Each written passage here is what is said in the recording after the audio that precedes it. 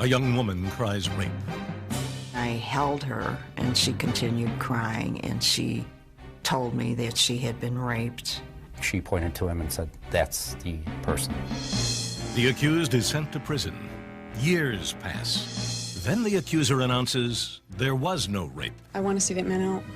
He's innocent. I just want to thank her for showing that some people's conscience do bother them about things they have done in the past.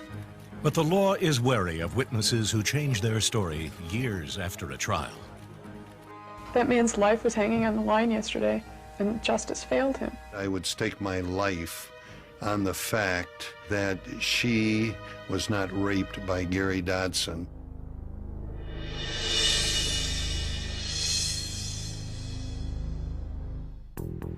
Around 10:30 p.m. on the night of July 9th, 1977, policewoman Anna Carroll was patrolling the small town of Homewood, south of Chicago, when a call came over her radio. She was told to meet two fellow officers back at the station. When she arrived, her colleagues were leading a teenager down the hallway. It was obvious that something bad had happened to this little girl. Crying hysterically and clutching her torn blouse to her chest, 16-year-old Kathy Crowell told Officer Carroll that she had been raped. When Kathy calmed down, she told me that on her way home from working at the Long John Silver's restaurant, she was walking through the parking lot and she saw a car traveling in a goofy way, kind of driving around a lamppost. The teenager claimed that the car sped towards her, trying to run her down, that she dove out of its path, crashing into some garbage cans, and then heard a passenger in the car yell, "2 points."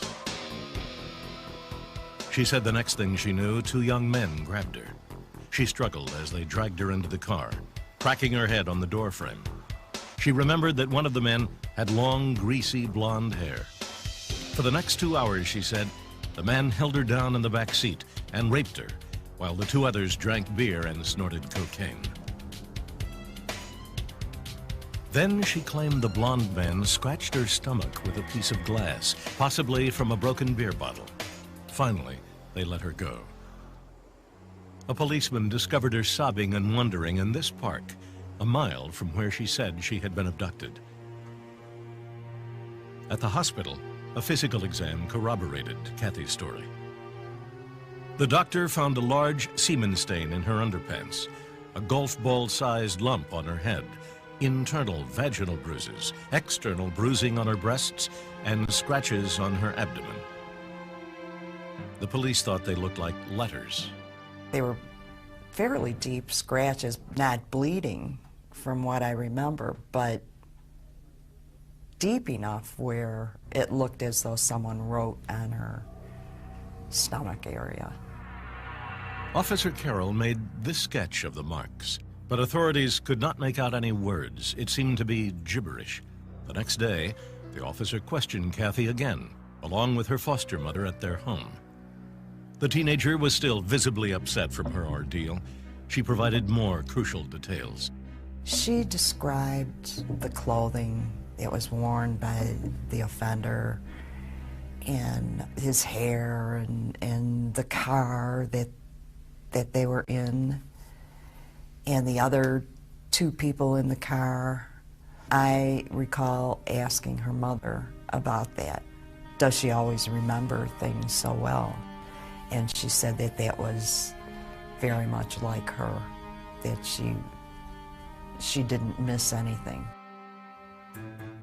Detective Jerry Brandt was assigned to the case.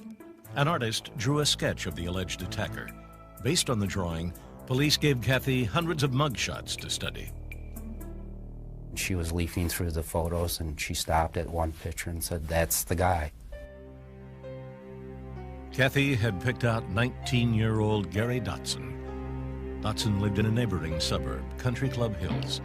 His police record included convictions for petty theft and shoplifting, but nothing as serious as rape. The detective tracked Dotson down at his landscaping job and brought him into the station for questioning. Dotson claimed he was miles away when the rape occurred and that his friend, Mickey Markham, would back up his alibi. Markham said that he, Gary, and their friends were on the other side of town at the time Kathy was abducted. They had attended 2 parties that night and stayed out until early the next morning. The detective put both men into a lineup and called Kathy to the station. She looked through the 2-way mirror for only a few seconds. There was no hesitation whatsoever. She pointed to him and said, "That's the person." After identifying Dotson, she told detectives that she couldn't be sure, but she thought she recognized another man in the lineup as well. That man, she said, looked a little like the one who had been sitting in the passenger seat of the car while she was raped. Police charged Dotson with rape. Investigators tested his blood against the semen stain found in Kathy's underpants. In 1977, the crime lab was not as sophisticated as it is today. We didn't have the benefit of DNA testing at that time. These samples that we submitted all came back similar to Gary's, but not conclusive. The crime lab reported that it was Dotson's blood type in the semen, but could not be more specific. There were other loose ends. Kathy claimed that she had fought and scratched her attacker on the chest and ear. But when Gary was picked up 6 days later, he had no such scratches. The police were never able to produce the car where the rape allegedly took place. They had no evidence on Mickey Markham beyond Kathy's uncertain identification, and he was never charged. Whenever you cannot tie everything together, there's always some concern. But in this case, I was dealing with a victim that was positive of her identification and was more than willing to pursue it in a criminal action. After the customary legal wrangling and delays, Gary Dotson's trial began on May 24, 1979, nearly 2 years after the alleged rape. Prosecutor Ray Garza was determined that Kathy's attacker be punished. Everything that she reported seemed to be corroborated. It presented a tremendous responsibility because since she was the victim of such a violent attack, you wanted to make sure that you did everything you could to see that justice was done. Prosecutors ripped into Dotson's alibi, pointing out that aside from his friends, Gary had no one to substantiate his claims that he was attending parties at the time of the rape. The prosecution then put its star witness on the stand.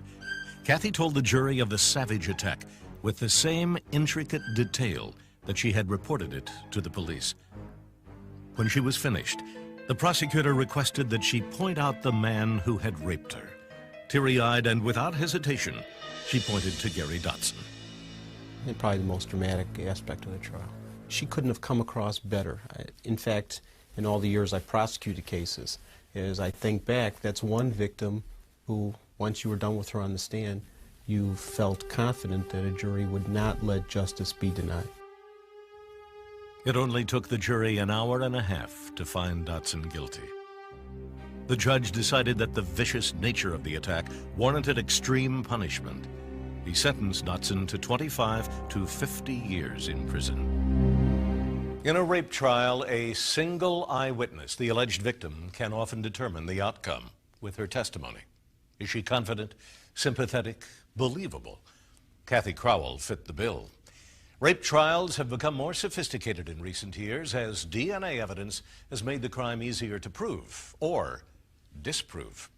When Crowell accused Gary Dotson, DNA testing had not yet made it into the courtroom. If only it had. 6 years after the verdict, Kathy came forward with a shocking confession. Gary Dotson, she announced, was innocent. She had made the whole thing up. She felt awful about it, and she was ready to officially recant her testimony so that Gary could go free. But it was not so simple, as she, Dotson, and the rest of the country were about to find out. In 1979, while Gary Dotson adjusted to life behind bars, the woman he was convicted of raping, Kathy Crowell, started a new life of her own. During the trial, she had struck up a romance with a classmate from high school named David Webb. 2 years later, they married. After visiting Kathy's brother in New Hampshire, the newlyweds decided to settle there and start a family. They had a son and later a daughter. In 1983, the couple joined the Pilgrim Baptist Church and became born-again Christians. On the surface, Kathy's loving family and quiet life seemed idyllic, but she often had trouble sleeping and nightmares. We noticed that she would go through periods of depression, and one day she just called my wife Bonnie and said, "I need you to come over right now." And so Bonnie went over. In March 1985, she told the pastor's wife that she could no longer keep an awful secret she had carried for 8 years. Her faith demanded that she bring the secret into the light. Kathy broke into tears as she confessed that when she was 16, she had falsely accused a man of raping her. What Kathy related to us was that she had been in some sin with a young man. She was living with foster parents and was afraid that if this came out, if she got pregnant especially, that she would be tossed out. So she decided to fake a rape. The rape, she said, had never occurred. It was all an elaborate lie, a lie that had put an innocent man in prison. When Kathy came to us, her goal was to get Gary out of jail. She didn't know how to do that. Neither did I. So I contacted my friend, John McClario, a lawyer. McClario was not only a lawyer, but a Christian fundamentalist. The pastor wanted Kathy to have an attorney who understood her religious convictions. She wanted to trust Christ as her Savior, and she realized if she did that, she would have to right all the wrongs that she did in her life. And this was, of course, one that was weighing very heavily on her conscience. The lawyer advised Kathy that she might face charges of perjury, that coming forward would disrupt not only her life, but her family's as well. Kathy was adamant about pressing forward. She believed she had broken the 9th commandment, "Thou shalt not bear false witness against thy brother." She was more than willing to give her life to release a person that was unjustly accused based on her testimony. On March 26, 1985, Kathy's lawyer filed an affidavit of her recantation with the Cook County Circuit Court in Chicago. 2 days later, Kathy called a press conference to tell the world the same thing. Reporters gathered in her attorney's office in Milwaukee and listened as she told her news story over the phone from her home in New Hampshire. I decided that I would make up a lie that I was raped, and I had no intention of having anyone arrested. I made up a fictitious description, but through circumstances, Gary Dotson was brought forward, and I accused him. I did something that was despicable, and I wish I could turn the clocks back. Kathy's public confession generated an avalanche of press attention to Gary Dotson's plight. Initially, there was no reason to do anything but say, wow, what reason was there to doubt it? And everybody ran with it just on the face value of the thing. The day after Kathy's admission, Dotson hired a lawyer and held a press conference of his own from prison. I just want to thank her for showing that some people's conscience do bother them about things they have done in the past. And I hope everything goes well for her. Remarkably, Dotson seemed to have no anger towards the woman who had falsely accused him. I can't hold her against her because I knew people do get, women get shocked over these things, and I accepted it as that there, and she made a mistake. Kathy Webb and Gary Dotson became instant media sensations. The next day, Kathy appeared on a national morning news program with a surprise guest, Gary's mother, Barbara. I really would like to say to Mrs. Dotson that I'm so sorry for what I did to you and your family, and especially to Gary and his name and his life and how I took 6 years away from him. And I really want your forgiveness, especially Gary's forgiveness. You're forgiven, Kathy. I just want my son back, and I thank you so much for coming forward. It took a lot of courage. Any courage that I have and any bravery I have is because of my faith in God, and without him, I wouldn't have had the courage to come forward. But as the story grew, questions emerged about Kathy's credibility and Gary Dotson's innocence. We weren't going to take her at face value. Here she was relying on a newfound religion as her claim for Mr. Dotson being set free, and people were very skeptical. Just didn't feel right. I've seen people get out of prison wrongfully accused before and since. This was so flat. There was, not only was there no anger, there was no real joy. I mean, he looked even a little puzzled. Kathy's recantation sparked skepticism, partly because she refused to talk about it to anyone without her pastor in the room. They kept coming up with angles. She was in a cult and under the influence of a cult leader, or she was emotionally unstable. The public, however, clamored for Dotson's release, demanding to know why the prosecutors were dragging their feet when they had an innocent man behind bars. The government just wasn't going to let her walk into court and say, I lied, everything's forgotten, now everyone go home. In fact, it's very difficult for a convict to win a new trial based on charges of perjured testimony. The courts are extremely reluctant to reverse a jury's unanimous guilty verdict. Kathy Crowell-Webb's March 1985 confession that she had lied about being raped and sent the innocent Gary Dotson to prison exploded in the press before anyone in the Chicago DA's office had even heard of it. Kathy created the media circus. This thing was not handled the way it should have been. No one approached the prosecutor's office. No one went through the right channels to suggest they had this rape victim who was now recanting, and could we sit down and talk with you?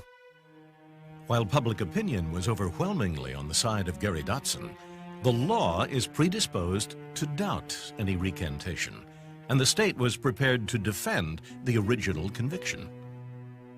Both the judge and the jury in the Dotson case had a chance to hear the witnesses when the memories were fresh, when presumably they were being guided by what happened rather than by afterthoughts or changes of heart or changes of mind.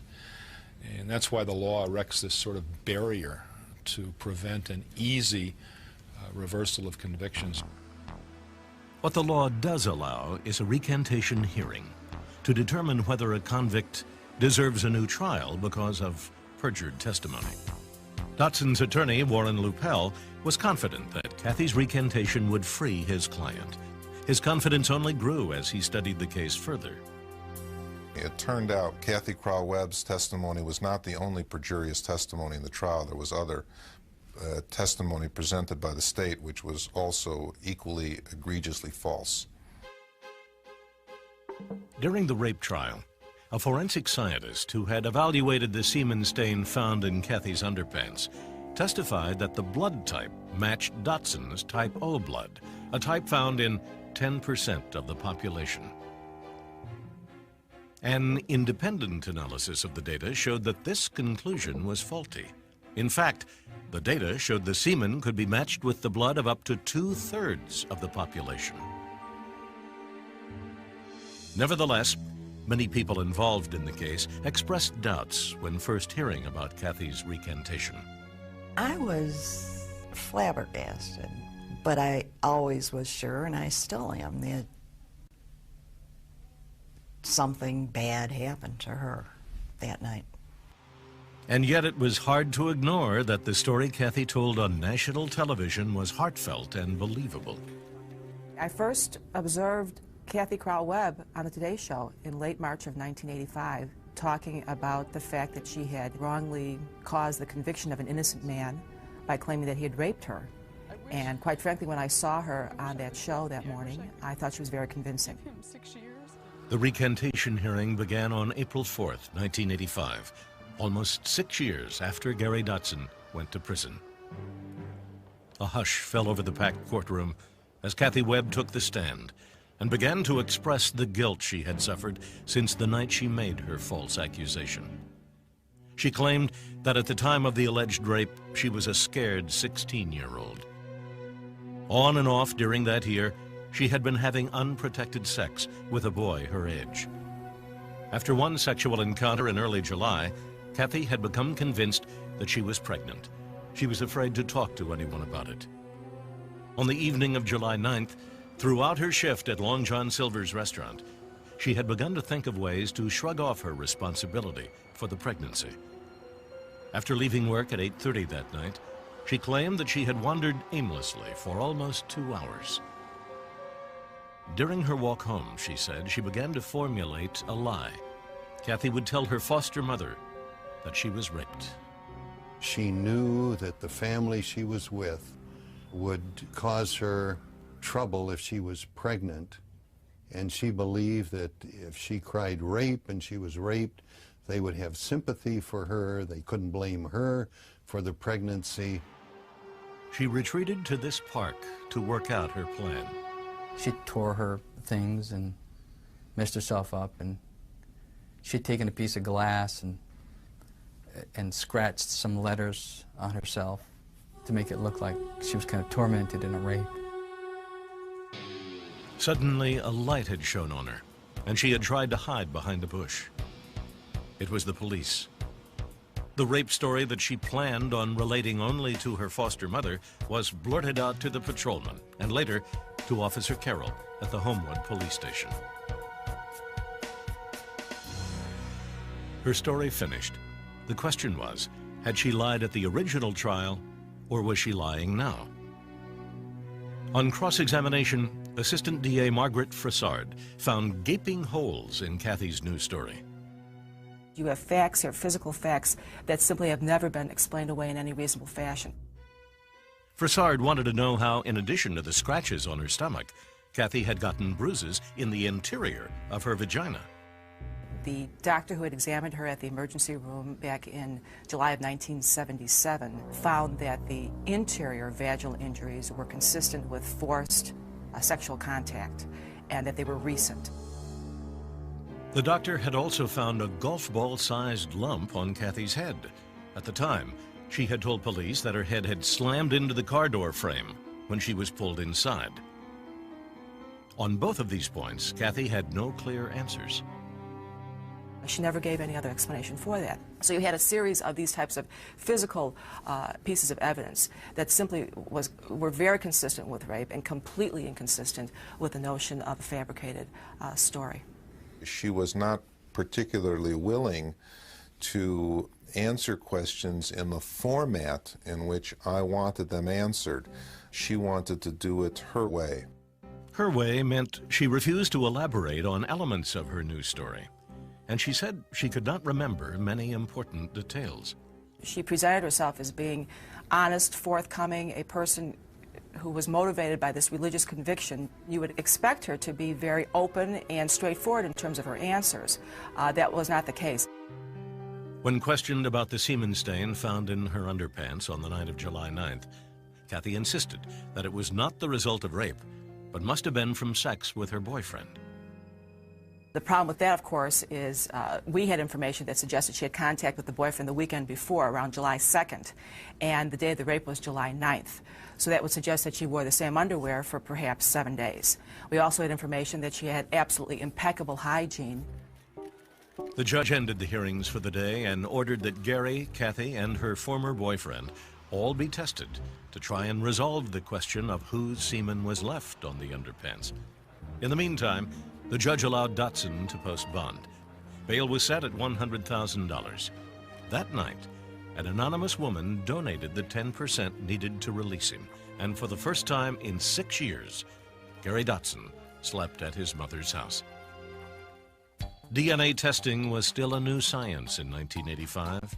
No test existed that was admitted in any courtroom. The semen test was still a simple comparison of blood types. It failed to exclude Dotson as the culprit, so testimony began again the following week. 3 of Gary's friends were now called as alibi witnesses. Once the alibi witnesses started hitting the stand, it became clear that they were confused or lying. One claimed that Gary was never out of his sight for more than 5 minutes on the night of the rape. He, Gary, and several others had been out at parties until early the following morning. But Gary's story contradicted his friends. Dotson remembered attending the parties, but claimed that he fell asleep alone in the back of a car for some 2 hours. The judge had heard enough. He ruled that there was not sufficient evidence to corroborate Kathy's recantation. Gary was ordered back to prison. He slammed his fist down on the defense table before being handcuffed and led away. Kathy was mobbed by reporters outside the courthouse. I lied in 1979, and I'm telling the truth now. That man is innocent. I'm convinced, as I have been from the beginning, that this is an innocent man. I feel that I failed him, and I feel that the system failed him. Tucked away from the crowd of Dotson's outraged supporters, prosecutors quietly celebrated. As they saw it, the system had done its job. Before we ever walked into the courtroom, minds were already made up that Gary Dotson was innocent and that Webb's story was believable. It unraveled once it was subject to the process of cross-examination. Kathy, however, was not defeated. She believed her faith had given her the strength to come forward. She would keep fighting until Gary Dotson was free. After the hearing failed to establish that Kathy Crowell-Webb's recantation was the true story, there was only one person to whom she and Gary Dotson could appeal: the governor of Illinois. Governors share with the President of the United States a unique power in American justice to grant clemency. Gary Dotson returned to prison at the end of April 1985 after a brief taste of freedom. His conviction for rape had been upheld. Kathy Crowell-Webb's recantation, which had seemed so sincere, had been tested in court and rejected.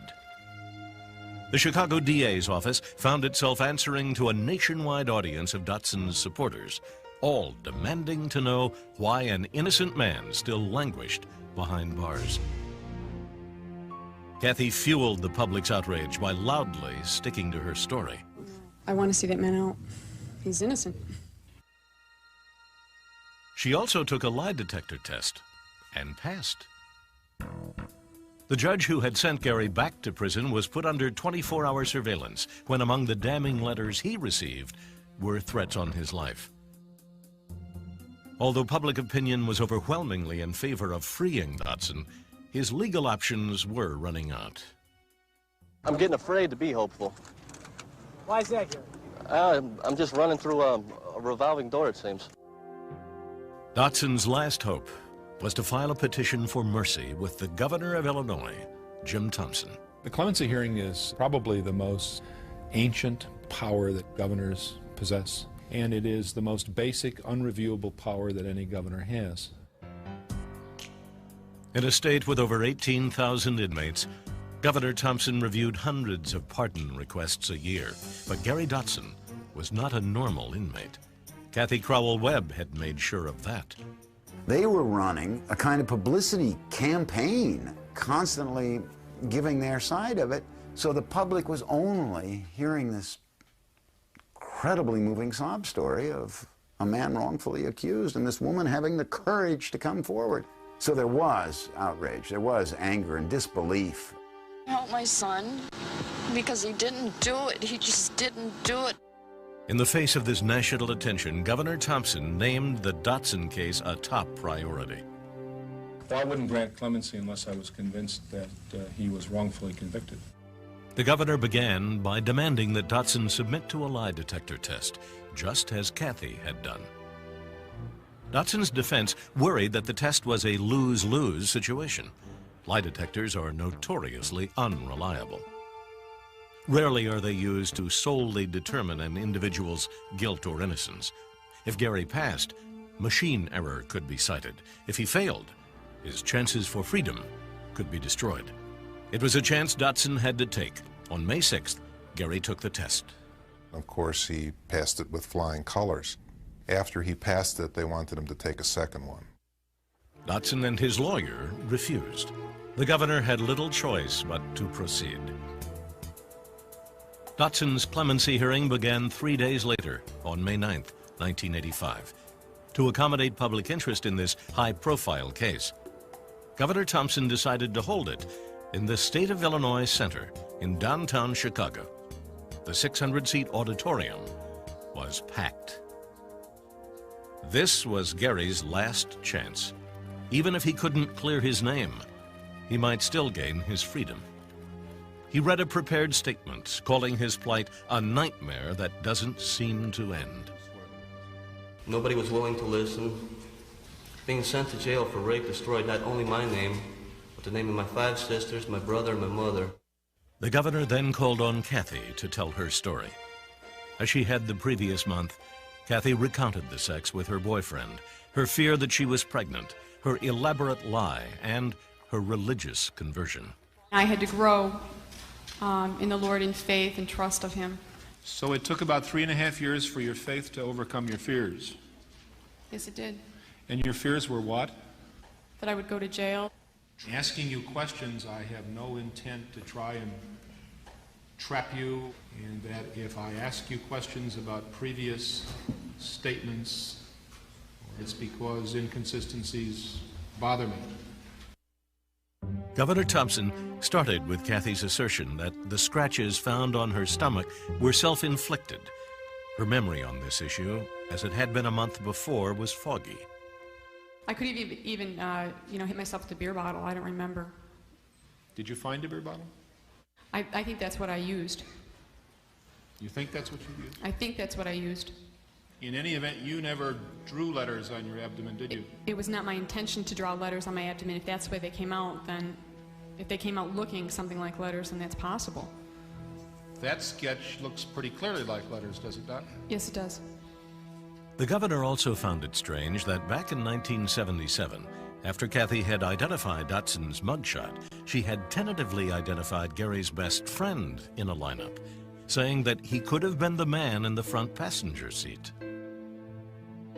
She picks out of this lineup and out of all these thousands of photographs, not only Gary Dotson, but Gary Dotson's best friend, of all the people in the world to pick out. But Kathy claimed that when she identified Gary's mugshot, it was from a stack of only 4 or 5, and that police included his friend Mickey's picture in that stack as well. I recognized who turns out to be Mickey Markham in the lineup from the pictures that I had seen at my house. I recognized that he was one of the pictures. But you didn't feel under any pressure to identify the second man, even though the picture coincided with your description? No, because I felt at the time it only takes one to rape. Many of the spectators were surprised at Kathy's demeanor. Gone was the courageous, emotional woman they had seen on national television. She was halting, defensive, vague, and she just kind of drew in. She'd make a statement and she expected that to be accepted, and then she'd just tighten right up and give a short little answer like that. Governor Thompson tried to artfully cross-examine her, but her answers to his questions were just as artful and just as sincere and truthful and well done. The governor ended the day by questioning Kathy about the 11 by 3-inch semen stain found in her underpants on the night of the rape. On this issue, Kathy's story had changed since the recantation hearing the month before.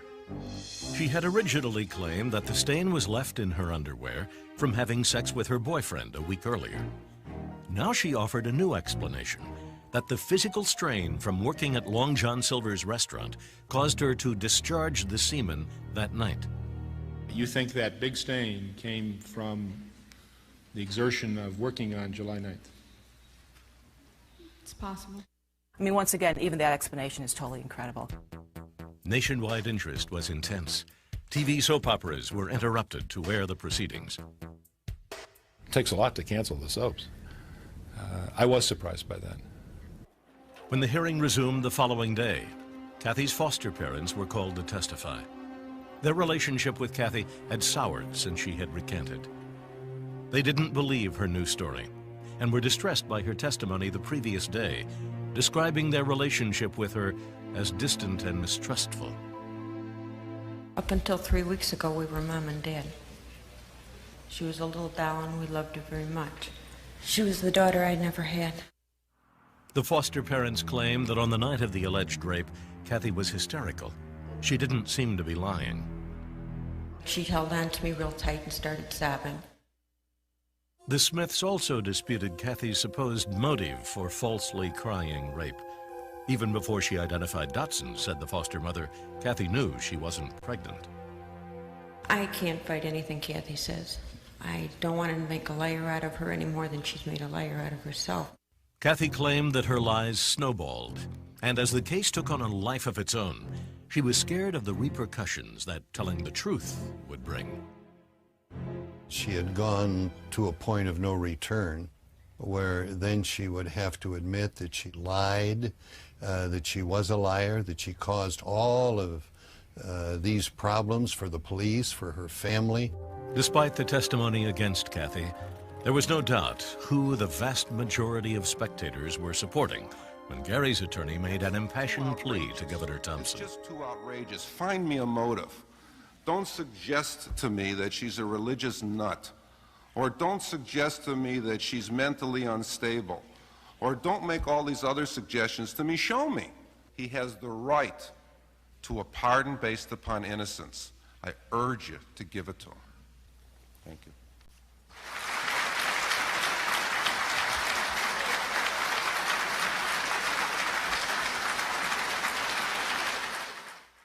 In making his decision, Governor Thompson faced both legal and political responsibilities. He was up for re-election in 1985, and the public clearly wanted to see Dotson released.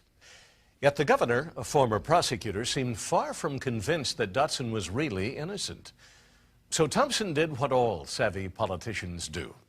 He came up with a solution to satisfy both the law and the public. Gary Dotson's clemency hearing was his last chance at freedom. Illinois Governor Jim Thompson was the only person standing between him and the remainder of his 25 to 50-year sentence for raping Kathy Crowell Webb, a rape Kathy insisted had never happened. The governor called a press conference on May 12, 1985, the day after the hearing concluded, to announce his decision. Dotson, like thousands of others, watched the governor on TV at home with his mother and friends. I believe that Kathy Crowell Webb was raped on the evening of July 9, 1977. I do not believe the recantation story of Kathy Crowell Webb. I am satisfied also that Gary Dotson was proved guilty beyond a reasonable doubt. I said because his victim was now telling me that she did not want him to serve any more time in the penitentiary. And because he had already served a sentence that was as long or longer than the average sentence served by a rapist in Illinois, I granted the petition to the extent that it cut his sentence to time served. Gary Dotson was now a free man. But he had not been exonerated. The result failed to answer the obvious, uncomfortable question. Why would she come forward now, 6 years later, with this preposterous lie about having made up a lie 6 years before? There was no purpose. She stood to gain in no way. She was bearing heavy cost because of the embarrassment, revealing facts that she did not want to reveal to her husband and to her family and to her extended family. It has cost her a great deal. It's cost her time. It's cost her shame, embarrassment. It's cost her a scarlet letter, if you will, in her community. Still, Kathy's story did not seem to add up. Many of her physical injuries were never explained, and her emotional state in the weeks after the alleged incident seemed consistent with someone who really had been raped. Every person I spoke with who had seen Kathy Crowell Webb that night, or in the days and weeks that followed, from police investigators to doctors to family members to friends, every one of them believed she had been raped. The foster mother said she was shaking, she was uncontrollable, it lasted forever. She had to spend weeks, if not months, coaxing her back into living. Experts on rape suggested that if Kathy had been assaulted, she may have repressed the terrifying experience and convinced herself that it never happened. She did not receive any special type of therapy or treatment that nowadays many rape victims have the benefit of. As a result, she was not able to work through sort of the guilt that surrounds this type of life experience. And perhaps it was working through this guilt that brought her to a state of denial. Others suggested she may have felt responsible for what happened to her. Did she start to personalize it, to say, what did I do to cause this rape? It's a very short jump from that to, I wasn't raped. It was consensual. And I've got a guy in prison for years and years, and it really wasn't his fault. It was my fault. And she could very well believe that. Despite the persistent second-guessing, Kathy's story never wavered, and after a spate of media appearances with Gary Dotson, she slipped back into the anonymity of her former life. Dotson, while maintaining his innocence, said he was satisfied with the governor's decision. All along, we knew he'd come through with this because more or less they can't say that I'm innocent because it would make the system look so bad. Dotson had no real legal avenue to try and clear his name until a new procedure provided him one final chance. By 1987, DNA testing had reached a higher level of sophistication. The courts were beginning to make use of DNA analysis. Dotson's new lawyer, Tom Breen, said the test would once and for all establish the truth. It would answer the question about whether or not Kathy Crowell Webb did in fact have sex with her boyfriend as she testified at the pardon hearing, or if Gary Dotson raped her as she had originally said years back that resulted in the conviction. Breen cautioned Dotson on the potential disaster that the test could bring. Gary, this is it. The game is over. If you don't pass this test, it's over for you. You are going to go back to the penitentiary, back to maximum security, and you may die there. Dotson jumped. It was the most lively I had seen him in the months that I knew him. And he said, I want the test. The results came back in Dotson's favor. The report indicated, absolutely without question, without any doubt at all, that the semen found in Kathy Crowell Webb after she had alleged a rape had taken place was in fact not Gary Dotson's, but that the sperm was consistent with Kathy Crowell Webb's boyfriend. In August 1989, a judge finally said the words Gary Dotson had waited 12 years to hear. His rape conviction was thrown out on the basis of the DNA analysis, and he was granted a new trial. As expected, prosecutors dismissed the charges against him.